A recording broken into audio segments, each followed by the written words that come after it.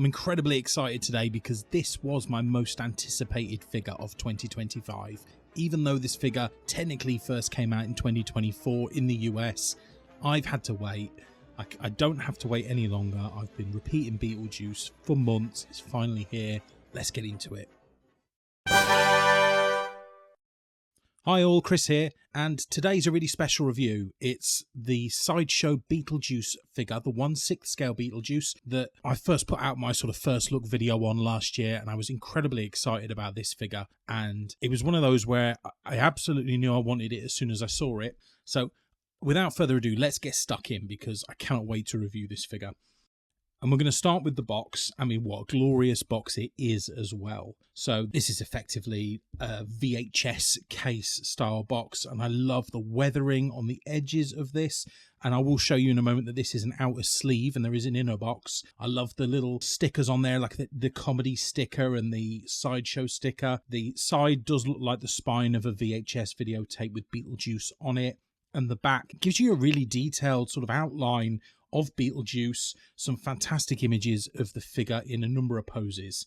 But let's just slip this outer VHS case off of the box and we can take a look at what this figure looks like.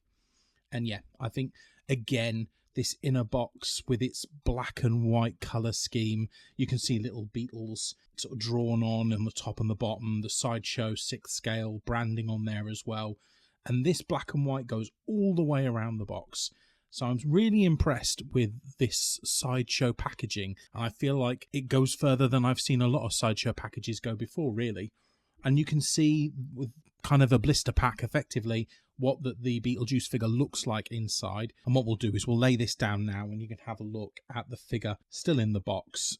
And without the blister pack on there, I mean, you really can see the detail of the figure itself. And we'll just take him out. Loads of lovely packaging on there to keep it safe.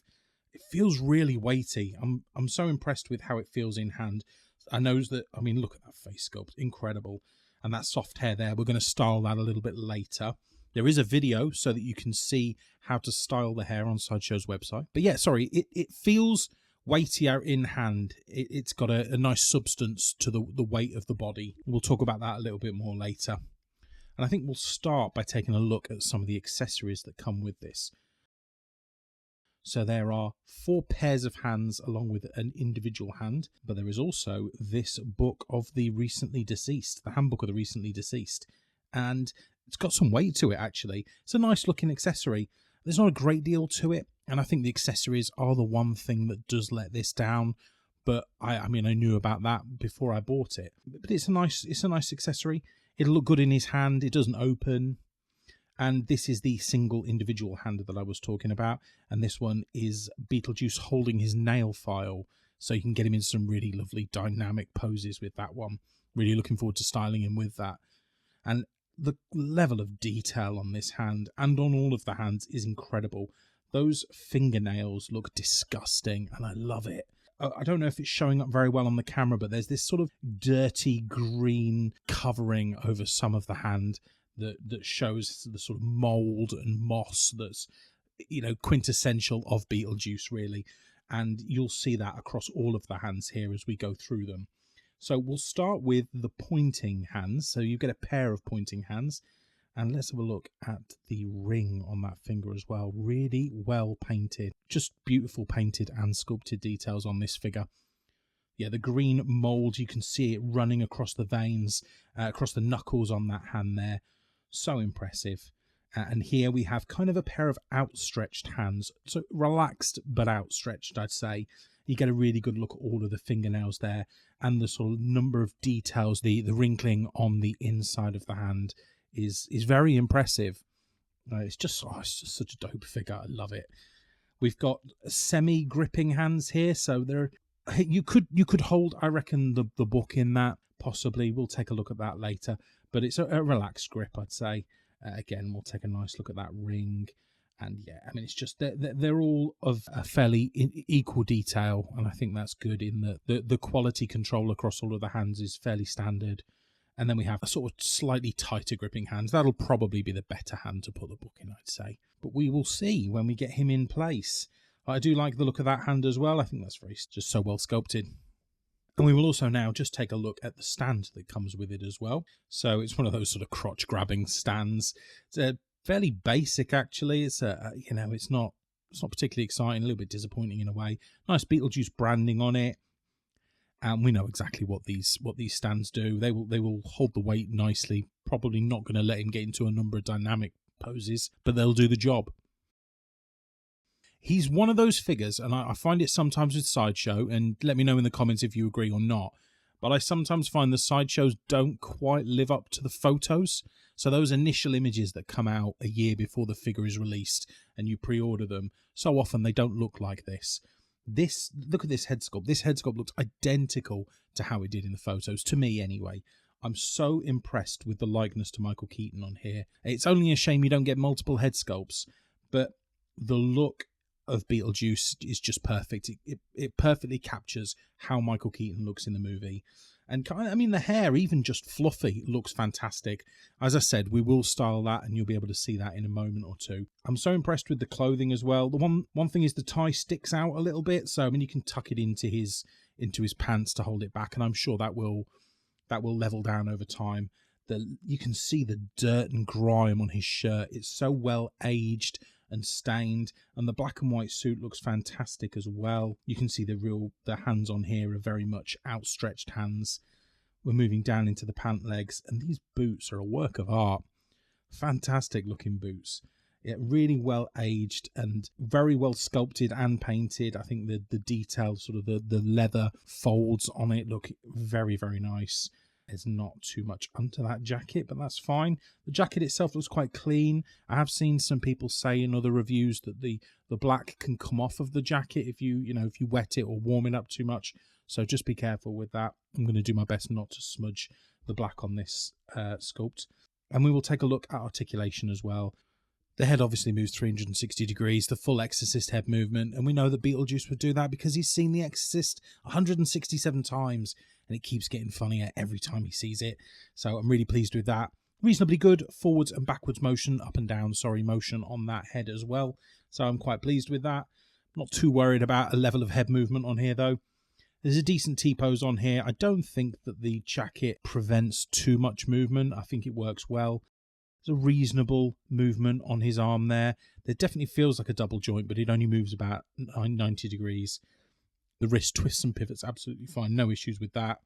There's a reasonable ab crunch on it. Definitely moves backwards really well, which is nice. Doesn't move forwards a great deal, but I'm not too worried about that. And now moving down to the legs. Let's move his arms out of the way. There isn't a massive amount of movement on the tops of the legs, actually. Forward kick's okay. Doesn't kick out too far. Definitely doesn't kick back very far at all. But the forward movement on the leg is all right. There's a reasonably good movement on his leg. Again, just slightly over 90 degrees because his suit is preventing a little bit more movement than that. And there is twist in the leg, twist in that ankle as well, but no other movement in that foot other than the twist. I just want to focus in on that head sculpt again a second, and that hair. The hair is beautiful on this figure. It's a work of art, and the mould detail on the sides of the face that sort of border the hairline on here look fantastic. The bubbly green moss mould look to his face. Excellent, really excellent. But we'll get him into a couple of poses, and I'll give you my full thoughts. And here you see Beetlejuice with his hair slightly styled. I think there's more that I can do to that, but I'm actually really happy with it. Effectively, this video from Sideshow just shows you wetting your fingers slightly, getting the hair wet, and then sort of pinching and twisting the hair. They say not to use a comb, or at least not to comb it too vigorously, because you could end up pulling the hair out. And you could use tweezers as well, but I've literally just used my fingers to sort of twist and mat the hair up, and I think I'm really pleased with how it's come out, actually. The Beetlejuice figure is fantastic, and I can't wait to get him in a cabinet. I don't know if anyone else has had a look at creating dioramas for it, but I've gone out and got myself a little cut-off of AstroTurf fake grass to represent sort of a close-up of the Maitland's model town. I've also got a sort of a resin version of the Beetlejuice headstone. I've got a plastic tree and a couple of other sort of generic gravestones that I want to try and create some sort of graveyard scene. Really excited about doing that, and maybe I'll showcase it on my channel if and when I get it finished. But the figure itself, it's just it's not exceeded my expectations, because I think I stupidly put my expectations really high in the first place, but it's definitely reached the expectations I had. I'm not disappointed with the figure now that I've got it out.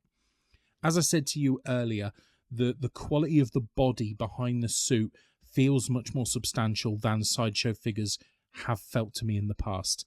It feels a lot less like just a thin plastic skeleton covered in cloth. So there does feel like there's some substance behind his clothing, and I think it makes a big difference because it creates a far better silhouette. But as you see, every pose you put him in is so emotive, so funny. It makes me smile every time I see him in a different pose. I'm so pleased with this. I think he looks great with his nail file in hand as well. And if I can get him maybe in a sitting position, I think that's where I'd want him, sitting and waiting to be called upon, maybe playing with his nails. So I'm so pleased with how this Beetlejuice has come out. And it's a figure that I've been excited about for a while. So I don't tend to spend this level of money on figures. I tend to invest a lot in 1/12 scale, of that $25 to $35 range. That's kind of where I sit in my figure collecting. Maybe I'll stretch to a NECA figure now and then, but this is by far the most that I've spent on a single figure. Because like I say, 1/6 collecting is not something that I do, but I'm so pleased with this figure. I'm so glad that I took a chance on this one because I think he's fantastic. But that's it really for my review. Not a lot of negatives, I have to say. And perhaps if you find some other reviews, maybe they will lean on some negatives that they found. I think for me, it just does exactly what I want. And maybe the one negative would be a lack of accessories. Because of the amount of money you're paying, this is a $300 figure. Far more in the UK, actually. So I think there must be the import charges on that. But yes, this is a $300 figure. So for that price point, perhaps it would have been nice to have had a couple more accessories. Maybe the gravestone, what I really would have loved would perhaps have been one or two more alternate heads, something more akin to the accessories that are coming with that Mezco. How amazing would it have been to have had a carousel head to have gone with this, or even just a Dietz sculpture, one of the weird sculptures that Delia makes in the movie. But again, this is a really minor nitpick. I love the figure. There is nothing that disappoints me about the figure itself. Drop down in the comments and let me know if you've got this Beetlejuice. Maybe you're holding out for the Hot Toys Beetlejuice from the new movie. Let me know in the comments. Also, please drop a like on this video if you've enjoyed it. It's incredibly helpful to me and this growing channel. Thank you to all of my new subscribers over the course of the past couple of months. Blown away by the continued sort of love and support that I'm getting from the community.